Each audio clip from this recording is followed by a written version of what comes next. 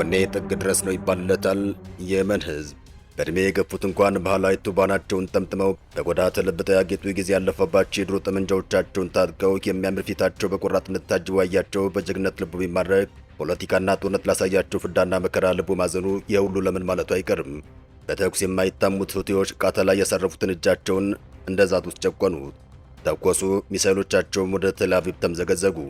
በኢራን ላይ የምትሰነዝሩትን ጥቃት ካላቆማችሁ ወደ ጦርነቱ በጋድ መግባታችን አይቀሬ ነው ሲሉ መናገራቸው አይዘነጋም። እናም የኢራን አሜሪካ ጦርነት በመንገዱ ላይ ያገኘውን ሁሉ እየጠራረገና እየማገደ በደንብ ተፋፍሞ እየቀጠለ ይገኛል። አሁን የጦርነቱ ተዋናዮች በቁጥር ከፍ ብለው ብቅ ብለዋል።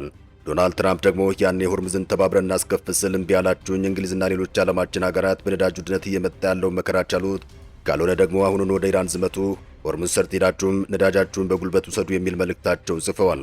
ሰውየው የዓለም ሀገራትን ወደ ጦርነቱ እየጋበዙ ይገኛል። በእርግጥ ለዚሁ ጥሪያቸው በእጀ ብሎ መልስ የሰጠ አንድም ሀገር አልተገኘም። ይልቅስ እንደውም አንዳንድ ሀገራት ጦር ቤዝን ከእንግዲህ መጠቀማችን የሚል ደብዳቤ ለአሜሪካ እየጻፉ ስለመሆናቸው እየተሰማ ይገኛል። አሁን ወደ ሁቲዎች እንመለስ። መቼም የሁለቱን ዝምድና ዓለም ያወቀው ፀሐይ የሞቀው ነው፣ የኢራንና የሁቲዎችን። ከዝምድና በፊት ግን ሁቲዎች ማናቸው? የምዕራባውያን ጉሮሮ ላይ እሾህ ወደ መሆን እንዴት ደረሱ ስንል እንጠይቅ። ሁቲ ወይም አንሳራላህ በየመን ሰሜናዊ ክፍል የተፈጠረ የፖለቲካና ሃይማኖታዊ የወለደው እንቅስቃሴ እንደሆነ ይነገራል። እንቅስቃሴው የተመሰረተበት ወቅት ብንመለከት ወደ 1990ዎች ይወስደናል። በመጀመሪያ ለእንቅስቃሴው መነሻ የሆኑት የዘይድ ሻዎች እንደሆኑ ይነገራል።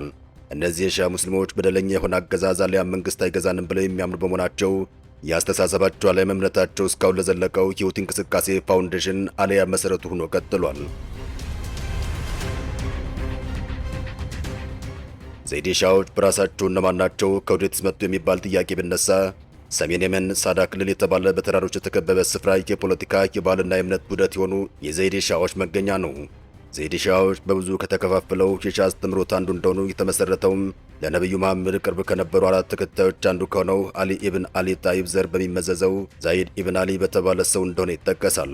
ከሌላው የሻ አስተምህሮት የሚለዩትም ሌሎች የተወሰኑ ሰዎች ብቻ ጣፋንታቸው መሪ እንደሆነ አምነው ሲቀበሉ፣ እኚህ ግን ማንኛውም የነቢዩ መሐመድ ዘር የሆነና ፍትሐዊነቱ የተረጋገጠ መሪ ኢማም ሊሆን እንደሚችል ማመናቸው ነው። እናም እንቅስቃሴውና አስተምህሮቱ እንዲጀመር መነሻ የሆናቸው ባልና እምነታቸውን ጠብቆ ለማቆየት የነበራቸው ጠንካራ እምነት እንደሆነ ይነገራል። ሁቲዎችን ተመልክታችሁ በቀጥታ አይናችሁ ውስጥ የሚገባ ነገር ካለ እሱ አለባበሳቸው መሆን አለበት። በራሳቸው ላይ የሚጠመጥሙት ሽማግ፣ ወገባቸው ላይ የሚያስሩትና የሚያጌጡት ጃቢያ የተባለ የጦር መሳሪያ ወንድነታቸው ማሳያ ነው። አንዳንዴ ግን የሚታጠቁት ጃቢያን አለቅጥ ትልቅ የሆነና መቀመጥ ቢፈልጉ ራሱ በቀላሉ መቀመጥ እንዳይችሉ ያደርጋቸዋል። የሚታጠቁት መሳሪያ ሁሉ ግን ለጦርነት አይደለም። መሳሪያ መያዝ የባህላቸው አንድ አካል ሲሆን ዕለት ከዕለት ከሚለብሷቸው ልብሶች አንዱ አድርገውም ይቆጥሩታል። ለዚህም ነው ያቺ ዝነኛ የየመን ባህል ጎራዴ በወርቅና የከበሩ ማዕድናት ተለብጣ በውድ ገንዘብ የምትሸመተው። እናም የየመናዊነትና የሁቲ መለያ ይህ ነው። አንድ ሰው ጫት ካልበላና ጃምቢያ በጎኑ ሻጥ ካላደረገ በእውነት እሱ የመናዊ ነው የሚል ጥያቄ ያስነሳበታል።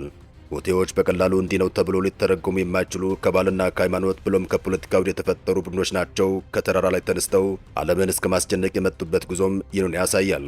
ሁቲዎች የድል ቅጠል ብለው የሚጠሩት አረንጓዴ ቅጠል ወይም ጫት እንደ የመናዊ እንደ ሁቲዎች መገለጫ ሆኖ ያገለግላል። ለሰዓታት ባፋቸው ይዘውት የሚቆዩት የአረንጓዴ ድል ውሳኔ ሲወስኑ ሆነ ሚሳኤል ሲተኩሱ ከጉንጫቸው እንደማይጠፋ ይነገራል።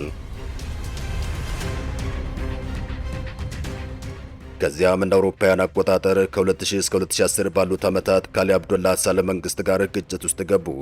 ይህ ግጭትም በሁቲዎች ላይ ከባድ ለውጥን ፈጠረ። በዚህም ሁቲዎች የጦር ልምድን አዳበሩ፣ ከባህላዊ ትጥቅ ወደ እውነተኛ ታጣቂ ኃይሎች ቀየራቸው። በእነዚህ ዓመታት መጀመሪያ ላይ ሁቲዎች ከኢራን ጋር ቀጥተኛ ግንኙነት አልነበራቸውም። ከ2004 የፈረንጆቹ ዓመት በኋላ ከአሊ አብደላ ሳላ ጋር ያላቸው ግጭት እየናረ ሲመጣ ግን ድጋፍ ፍለጋ አይናቸውን ማማተር ጀመሩ። በዚህ ወቅትም ይመስላል አይናቸው ኢራን ላይ ተተክሎ የቀረው። ኢራንም ፖለቲካዊ ድጋፍን የመስጠት ተግባር ጀመረች። ሁለቱ የሻ ሙስሊም እንደመሆናቸው ሃይማኖታዊ ግንኙነታቸው ይበልጥኑ ጠንካራ ግንኙነት እንዲኖራቸው አደረጋቸው። ከዚያ ደግሞ ይበልጥ የሚያቆራኛቸው አንድ እንቅስቃሴ በፈረንጆቹ 2010 መጨረሻ ጀምሮ በ2011 መግነን ጀመረ። ይህም የአረብ ስፕሪንግ ነው። የአረብ ስፕሪንግ በጸደይ ወራት የተቀሰቀሰው ለውጥ የሚለውን የሚገልጽ ቃል ነው። በእነዚህ ዓመታት የተነሳ ታላቅ የህዝብ ንቅናቄ በመላው አረብ ነበር። ንቅናቄ የተነሳው በሰሜን አፍሪካዊት ሀገር ቱኒዚያ ሲሆን አነቃናቂው ሙሐመድ በዋዚዝ የተባለ አንድ ወጣት ነበር። የሰርቶ አዳሪ ወጣትም በፖሊስ በደረሰበት ግፍ የተነሳም ራሱን በራሱ አቃጠለ። ይህም ብዙዎችን የቆጠቆጠና ከነበሩበት ፈንቅሎ ያስነሳ ቤት ነክ እንቅስቃሴን ፈጠረ። እናም እንደ ሰደድ እሳት ወደ ሌሎች የአረብ ሀገራት ተቀጣጠለ። አረብ ስፕሪንግ በወላፈኑ ግብፅ፣ ሊቢያን፣ ሶሪያን፣ የመንና ባህሬንን አዳረሰ። ዋና ጥያቄያቸው አሊያም ለንቅናቄው መነሻ የነበሩት ጉዳዮች የዲሞክራሲ፣ የነጻነት፣ የሥራ ዕድልና ሙስና፣ ረጅም ጊዜ በስልጣን ላይ የተቀመጡ መሪዎች እንዲወርዱ የሚሉ ፖለቲካዊ ጉዳዮች ነበሩ። ይህን ተከትሎም በግብፅና በቱኒዚያ መሪዎች ወደቁ። በሶሪያና በየመን ደግሞ ጦርነት ሊነሳ ቻለ። የአረብ ስፕሪንግም የህዝብ ኃይል ምን ያክል ድረስ ሊሄድ እንደሚችል አሳየ። የአረብ ሀገራትን ፖለቲካ በመቀየር ረገድ ከፍተኛ ሚና ተጫወተ። ዛሬ ድረስ የዘለቁ እንደ የመን ጦርነት የመሳሰሉ ግጭቶችን ፈጠረ። በ2014 የፈረንጆቹ ዓመት ሁቲዎች የመን ዋና ከተማ የሆነችውን ሰንዓን ተቆጣጠሩ። ሳውዲ አረቢያም ከሁቲ ጋር ጦርነት ጀመረች። ኢራን ደግሞ የሁቲዎች ደጋፊ መሆኗ ይፋ ሆነ። ከ2015 የፈረንጆች ዓመት በኋላ ባሉት ዓመታትም ግንኙነታቸው ይበልጥ ተጠናክሮ የጦር የሎጂስቲክ ድጋፍ ማለትም ሚሳኤልና ድሮኖችን፣ ስልጠናዎችን፣ የመገናኛ ብዙሃንና የፖለቲካ ድጋፍ በኢራን በኩል ይሰጥ የነበረ ሲሆን ብዙዎች እንደሚሉት ኢራን ሁቲዎችን እንደ አጋር እንደምታያቸው ይገለጻል። ከፈረንጆቹ 2020 በኋላ ደግሞ በቀይ ባህር ላይ በሚመላለሱ የንግድ መርከቦችና አሜሪካና እስራኤል ጋር በተያያዙ ግጭቶች ሳቢያም ግንኙነታቸው ዓለም አቀፍ ደረጃ ላይ ደረሰ። ርዕዮተ ዓለማዊና ስትራቴጂካዊ ግንኙነታቸውን ስንመለከትም ሃይማኖታዊ ተመሳሳይነት፣ ፖለቲካዊ ፍላጎት እንዳንድነት የሚታይ ቢሆንም አንዳንዶች ሁቲ ማለት ኢራን ከርቀት እየተቆጣጠረች የምትነካካው መሳሪያዋ ነው ሲሉም፣ ሌሎች ደግሞ ሁቲዎች የራሳቸው አጀንዳ እንዳላቸውና ከኢራን ድጋፍ ብቻ በመቀበል አቋማቸው እንደሚያራምዱ በበርካቶች ዘንድ ስለ ሁቲና ኢራን ግንኙነት ሲነሳ እንደ መከራከሪያ አጀንዳ ሆኖ ይቀርባል። ከቀላል ሃይማኖታዊ እንቅስቃሴ የተጀመረው የሁቲዎች እንቅስቃሴ ዛሬ ላይ ዓለም አቀፍ ፖለቲካዊ ተጽዕኖ ያለው ጠንካራ እንቅስቃሴ ሆኗል። ሁቲዎችና ኢራን በመካከለኛው ምስራቅ ፖለቲካና ደህንነት ውስጥ ከፍተኛ ተጽዕኖ ያላቸው ኃይሎች ሲሆኑ ብዙ ሀገራትና ቡድኖች እነሱን ለመቃወም የተደራጀና ያልተደራጀ እርምጃ የሚወስዱ መሆኑን በፖለቲካዊና በወታደራዊ ብሎም በኢኮኖሚያዊ መስኮች ላይ በግልጽ የሚታይ ነገር ሆኗል። ሁቲዎችን በቀጥታ ከሚቃወሙ አካላት ውስጥ በመጀመሪያ ደረጃ የሳውዲ አረቢያ መንግስትና የየመን መንግስት የሚጠቀሱ ሲሆን ሳውዲ አረቢያ ሁቲዎችን ቀን በቀን ኃይል እያገኙ ነው፣ እናም ቁጥራቸው እየተበራከተ መምጣት ለደህንነቷ ስጋት እንዳይሆን ባላት ፍራቻ ምክንያት በአየር ኃይልና በምድር ጦር የተደገፈ ዘመቻ በተደጋጋሚ ታካሂዳለች። የየመን መንግስትም ሀገሩን ከሁቲዎች ወስዶ ለመቆጣጠር ያለማል።